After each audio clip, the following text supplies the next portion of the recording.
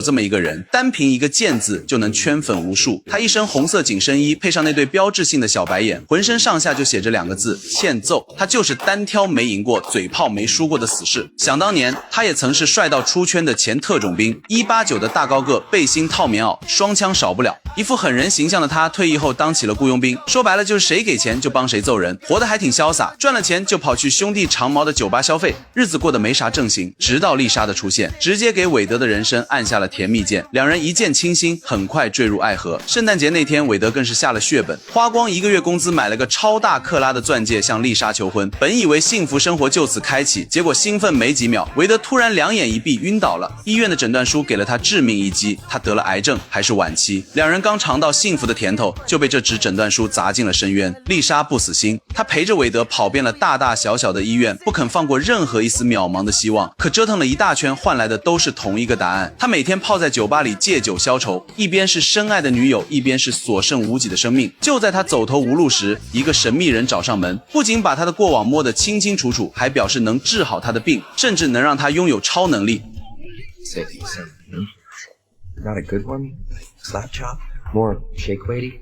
这饼画的虽大，但韦德没得选。夜深人静，1.89米的壮汉哭得梨花带雨，彻夜未眠的他最终选择了偷偷离开丽莎。很快他就被送进了神秘人的实验室，他被一个叼着火柴的变异女金刚固定在实验床上。 Are you really strong for a lady?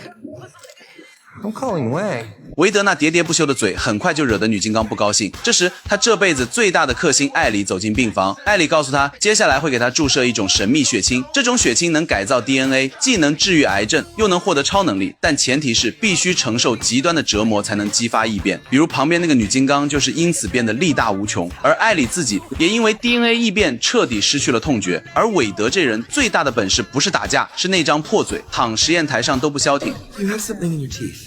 感觉被耍的艾里这一刻也跟韦德结下了梁子。从这天起，韦德的日子就只剩无尽的折磨，水疗、冰疗、电击、殴打轮番上阵。可他的基因迟迟没反应，为了逼韦德完成基因突变，顺便治一治他那张永远闭不上的嘴，艾里给他准备了一道硬菜。具体流程是把韦德锁进一个封闭的实验舱，之后开始一点一点抽走里面的空气。等韦德喘不上气，憋到心脏快要停跳的时候，艾里才重新注入氧气，让他缓过来，接着重新再来一遍，周而复始。像拉锯一样把他反复按在死亡的边缘线上，要么熬过去成功异变，要么直接死在里面，没有第三种可能。为了进一步刺激韦德，艾里直接往他心上再捅一刀。他告诉韦德，这地方根本不是什么超级英雄制造基地，而是超级奴隶加工厂，所有变种人改造成功后都会被带上项圈，像牲口一样卖出去。韦德这才反应过来，自己从头到尾就是被人当猴耍。他假装害怕地叫住了艾里。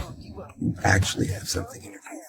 气的艾里马上按下了开关，舱内氧气一点点被抽走。韦德在窒息中反复挣扎，身体终于扛不住这种极端的压力，基因开始失控，细胞疯狂增殖，皮肤一寸寸溃烂，整个身体像被腐蚀了一样，腐败的气息弥漫在舱内，极致的痛苦彻底激活了变种基因，他解锁了不死之身。可当看到镜中那张可怕的面孔，韦德再也绷不住了，发出了撕心裂肺的咆哮。癌症是没了，可这副鬼样子跟死了有什么区别？更绝的是，艾里根本没想放他走，还要把他囚禁起来继续折磨。兔子急了也咬人。韦德趁女金刚检查设备的间隙，突然给了他一记脑瓜崩，偷偷藏走了他嘴里的火柴。等所有人离开后，韦德吐出火柴点燃，丢到了氧气口，被吸走的火苗瞬间引发剧烈爆炸，整个实验室被炸成了渣渣。艾里拿着灭火器赶来灭火，韦德突然抄起钢管从暗处杀出，两人当场开打。此时的韦德有了不死之身加持，战斗力飙升。他一把扯掉艾氏的上衣，整个人像炮弹一样撞过去，把艾里按在墙上，对着他就是一顿还我飘飘拳。